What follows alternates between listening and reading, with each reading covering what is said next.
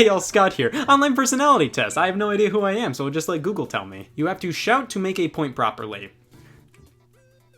Yeah. Did you eat anything today? Tylenol. Do you just want to plug and play games? Do I have a face?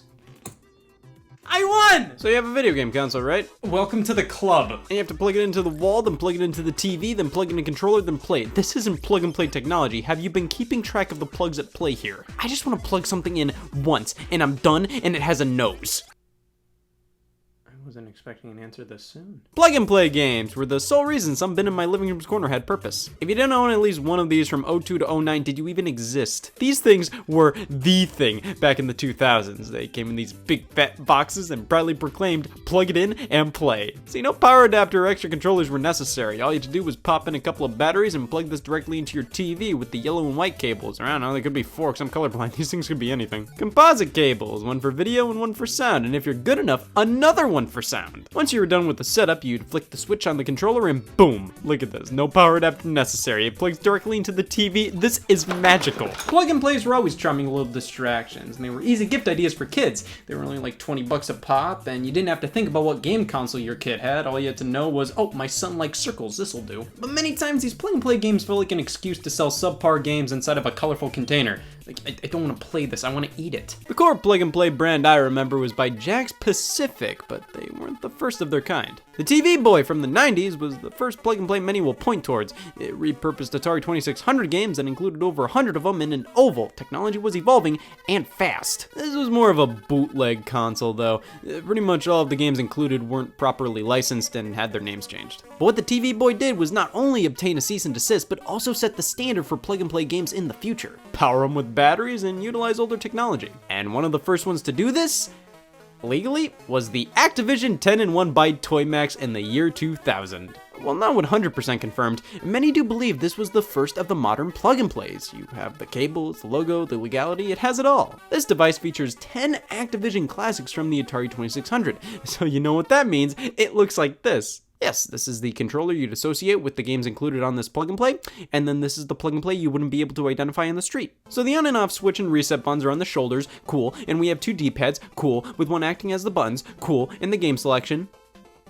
Cool, this one isn't too great. The design's not ideal, and surprisingly the games aren't much better. But you gotta give this plug and play credit where credit's due. It started a revolution. Jakks Pacific started up their line of plug and play consoles shortly afterwards and truly popularized this kind of stuff, and soon everybody was making them. These were the ones I owned back in the day. See, I may have had a GameCube and Game Boy Advance, but that didn't mean I wasn't interested in playing worse games. The Atari plug and play is modeled directly after the original Atari 2600 joystick, and quite well at that. Everything feels exactly how it should here, and that means it doesn't feel great. But they did a fantastic job recreating the experience of the Atari 2600, and it was my first and best experience with the console's catalog. Technically speaking, these are recreations of the games, not 100% the same as the original 2600 versions, though they were made to be as close as possible. I played a lot of Breakout and Pong and Centipede and tried to understand the context of Yar's Revenge as a kid. These games, while nothing crazy, were fun enough to warrant untangling this thing from time to time. This device may have been one of the first stepping stones to me liking games nobody gives a shit about anymore.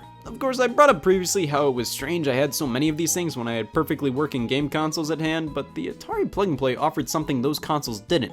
The unique controller. Because this was a dedicated device, they were able to replicate the original 2600 joystick, so playing this really does feel like you're actually playing Atari. You could have just bought an Atari compilation on the Xbox, but are you really playing Atari with this thing? So that's one thing the plug and plays had over traditional game systems. The controllers could be whatever they felt like. Oh, we'll get to this one. The Pac-Man plug and play by Jakks Pacific. Everybody had this one. Me, Scott, everybody. 5 Namco classics at play here. Pac-Man, Galaxian, Rally X, Dig Dug, and Bosconian. Back in the day, I called this list Pac-Man, Galaxian, Rally X, Dig Dug, and what? This is an alright collection. These games aren't one-to-one with their arcade originals, but they're better than playing the old NES versions, and also better than a bunch of the compilation discs on consoles, because here, we have a joystick. Of course, using this now doesn't feel as good as I remember. It feels a little clunky, the stick doesn't feel substantial enough, unit isn't big enough to really fully use the stick like I would on a real arcade machine, but it was a decent joystick at the time, and all these games are factually more fun with a joystick. Of course, they followed this up with a Ms. Pac-Man plug-and-play featuring different and better games. Ms. Pac-Man, Galaga, Xevious, Mappy, and Pole Position. I got so much mileage out of both of these plug-and-plays, and this was where my love for the Namco arcade games began. What's interesting about the Ms. Pac-Man unit is Pole Position is controlled by twisting the head of the joystick. I didn't know that as a kid, and when I tried playing the game, the car would never move. Now, how did I never know that, considering there are multiple signs showing that this is how you control pole position? Oh, hey, it's my friend. I don't know how I didn't realize I had to twist the joystick in pole position. I was just a kid, leave me alone. I hate my parents. These two were my most played plug-and-plays, but of course, it's impossible to ignore for much longer. My fourth plug-and-play was the Etch-a-Sketch plug-and-play. It never worked. It came with a cartridge. Why? Like, the cart came in the box with the plug-and-play, and it was the only cart released for the plug-and-play, so why make a cartridge slot on the plug-and-play if there's only one cartridge for it, and you could just build the elements of the cartridge on the inside of the plug-and-play?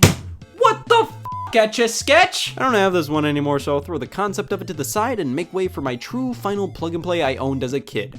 Corroded batteries. Wish I would have known about that before making that pact. The SpongeBob SquarePants plug-and-play. It, of course, isn't a collection of old games, but it kind of is. It features 5 games made specifically for this unit, and each of them is incredibly similar to another retro classic. I wouldn't consider these to be full-on rip-offs, rather friendly plagiarism. This game's similar to Breakout, this one's Life Force, this one's Missile Command, this one's Zelda, and this one's Donkey Kong. But strangely, these are all pretty fun time wasters. The controls feel really solid, and I honestly think Bubble Pop in this game is better than Breakout on the Atari plug-and-play. And the stick itself is great. I mean, come on, somebody thought of this. There's a fact for you. But while playing, the stick broke and doesn't register the direction of down. This broke right before playing the Donkey Kong ripoff. It's all the way down there. I can't access it anymore, and all I can possibly do with this plug-and-play now is play Bubble Pop. I'm okay with this. So these were the main ones I owned.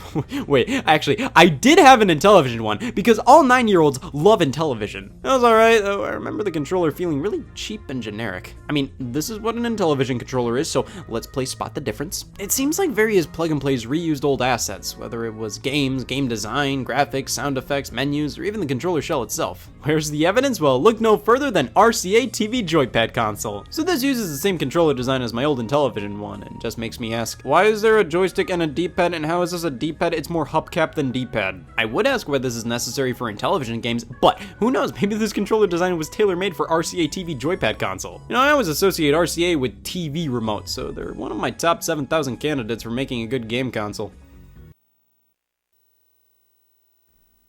Top 8,000. So I think we covered pretty much the 3 types of plug-and-plays. The official old-school throwbacks, the licensed kids games that usually ripped off other games gracefully, and then RCA TV Joypad console. This is a collection of cheap, low-quality games that have been spread around to various other generic consoles like this. But hey, I mean, if you want to play Roadstar,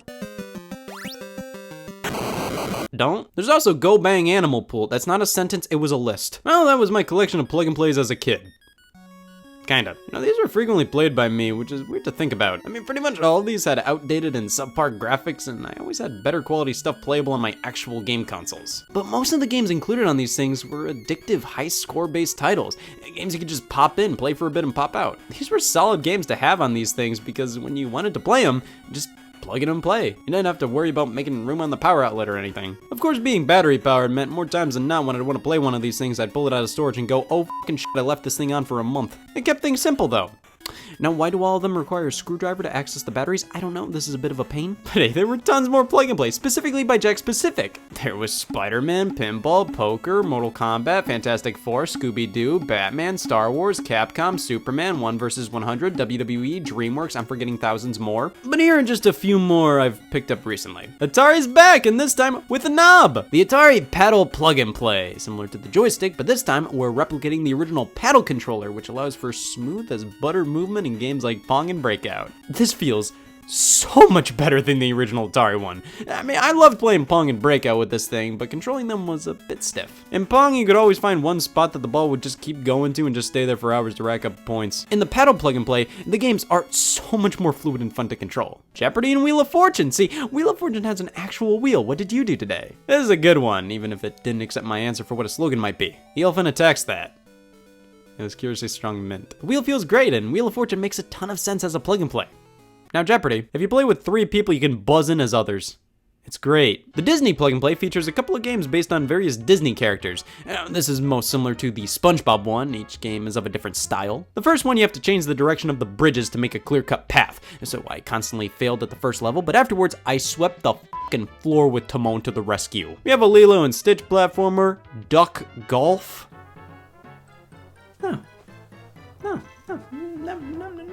No, that can't work. Aladdin's another platformer that feels a bit similar to Aladdin on the Super Nintendo.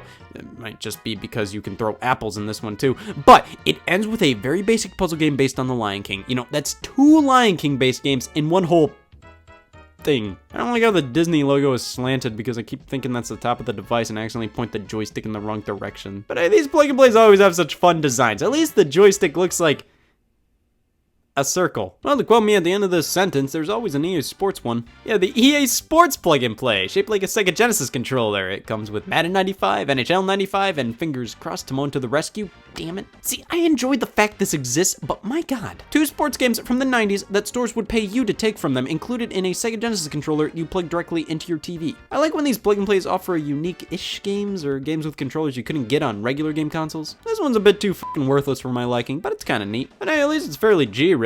Sure, you can combine the letters from the title screen to spell ass rat, but I'm sure the kids wouldn't notice. So what about a plug and play for the adults? Well, here's World Poker Tour, rated M. Actually, the M rating is a sticker, and peeling it off reveals the original rating was E. Well, it's a good thing they reconsidered. Can you imagine kids playing this? I can't. I don't want to imagine the world burning the fuck down. There's an LCD screen on this unit, and it comes with a bonus DVD. Well, don't mind if I do. The game itself, oh man, it reminds me of something. I can't remember. Poker! The final Jack-specific plug-and-play I have is a Nicktoons one, focused on various Nickelodeon cartoons. It just came in the mail, so let's cut it open and take a... Alright, they can't all be winners. For some reason, Jack shipped this unit with the wires pre-cut. That's unfortunate. This is lame because I actually had an accessory for this specific unit too. A game key. That should show you how popular these devices were. They actually got accessories like this released for them. Game keys were made for specific plug-and-plays that had cartridge slots. You could buy these and expand the game selection on these things. It's really weird because I thought the entire point of these things was that they were way simpler than game consoles. You didn't have to worry about what game system your kid had. You could just buy them a plug-and-play and know for a fact they will be able to play it. But then you start releasing game cartridges that work with specific plug and plays, and all this one says is that it works with Nickelodeon controllers. I wouldn't be surprised if some moms bought their kids a game key because they had a Nickelodeon plug and play that didn't have a game key slot. Here's a power adapter for Jack specific plug and plays. My god, with the game key and this is starting to become a lot more than just plug and play. Jack Specific really rolled with the plug and play success for a while, which meant they made some really dumb stuff, but they weren't the only company to not give a shit. Various others made their own plug and plays. For example, Toymax. They were bought by Jack Specific. RCA! They stunk. But here we have a Tetris plug and play by Radica. It's your basic Tetris. You have a few different modes, the traditional Tetris theme, solid visuals, 2 players right out of the box. You can just attach the second controller included. This is hell. This controller is abysmal. All they had to do was put a D-pad and a button, but no, they had to make it unique. So you move this block as a joystick to move your piece and twist it to rotate. Not only is this control scheme really lousy for Tetris, the control stick itself is wildly stiff. I don't know why they felt the need to make it like this when they could have easily saved money by using a traditional controller. Hell, even the RCA controller would have been better. How about Crayola Electronic Coloring Book?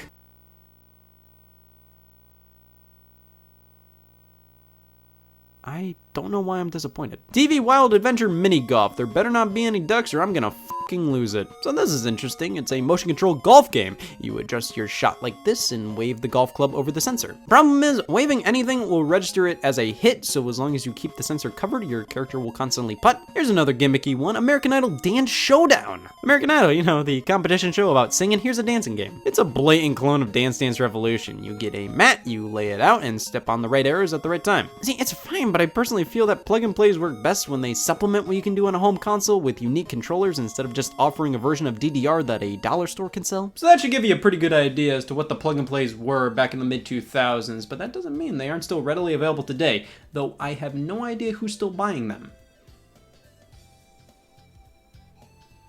Modern plug and play. So most of the ones I see look like this. Big box, white joystick, white buttons, cheap fonts. This company MSI is responsible for a lot of these, and their website features Mario fan art. They have never worked with Nintendo. So these are blatantly incredibly cheap. Many of them reuse the same joysticks that already don't feel great to begin with. But for some reason they decided to swap the placements of the joystick and buttons for a few of them. Most of these are just one NES game inside a joystick, and they all stink. They work, but they aren't a great way to play these games.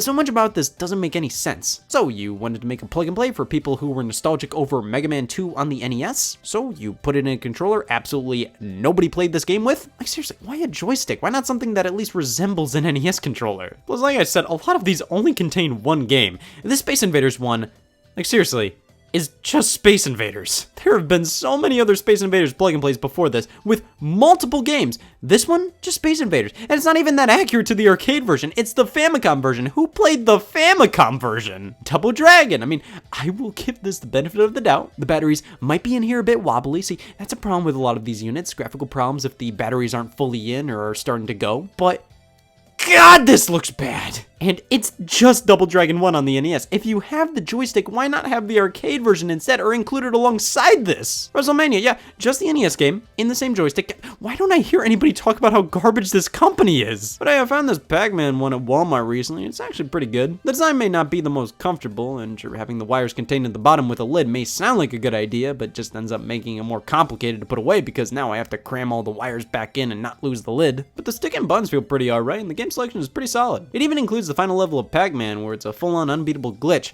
It's sort of completely useless, but it's neat to be able to play it as I'm sure most of us haven't gotten 256 levels into Pac-Man. I'm not a fan of having to do a combination of button presses to go back to the menu. I would have just preferred a menu button or something, but this is a solid newer plug and play. Of course, there are these Games products, the Blast units. They're wireless controllers connecting to HDMI dongles. A lot of people give Games what for since their quality isn't the greatest, but man, this is so much better than MSI. Who the hell wakes up and says, I'm okay with these existing? Plug and plays were a product of the mid-2000s, and while they're still around, I don't necessarily ever seeing them become nearly as big. They somewhat had a resurgence after Nintendo kickstarted the mini classic console craze. Some people call these little systems plug and play.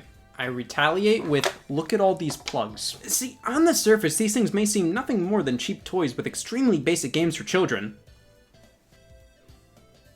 That sentence was finished long ago. I do have a lot of great memories with these things, though. None of them were groundbreaking or anything, but they were fun, quick pick-me-ups. Even if the games were incredibly basic, many were actually designed quite well, and basing the gameplay off of old-school arcade games, or just offering old-school arcade games to play, I think that gave a lot of young kids a greater appreciation of classic games. Of course, none of these I desperately want to go back to, and bring them back today doesn't work. I mean, these worked so well back in the mid-2000s because most TVs had composite inputs on the front. Now with HD TVs, if they even have composite inputs, they're on the back. And even then, plug and plays, most of the time, way more.